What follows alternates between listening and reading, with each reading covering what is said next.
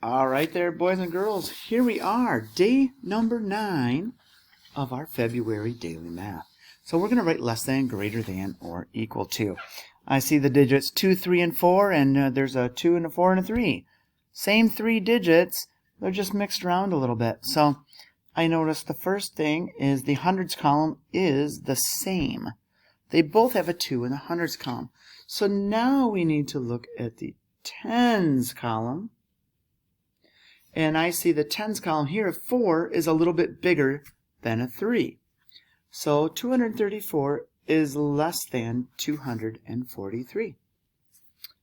All right, number 2, what number is this? 5 hundreds, 8 ones, 2 tens. So a 5 in the hundreds column.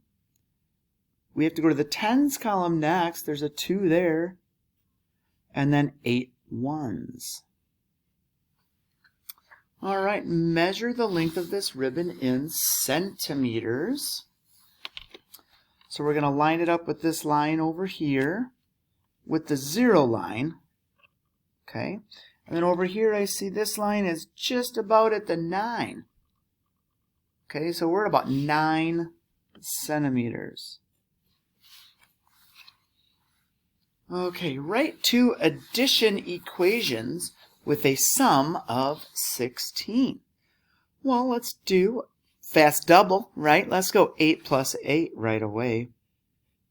8 plus 8 equals 16. How about a 9? 9 plus 7 also equals 16. We can kind of see that because we went up 1 from the 8 to the 9, so we had to go down 1 from the 8 to the 7. All right, number 5. Holly lives in Washington, D.C. She got a Valentine's Day card from her grandfather in New York and one from her cousin in Atlanta. Which card traveled farther? So she got a card from her grandfather in New York and one from her cousin in Atlanta. So really, Boston is not part of this problem, is it? No.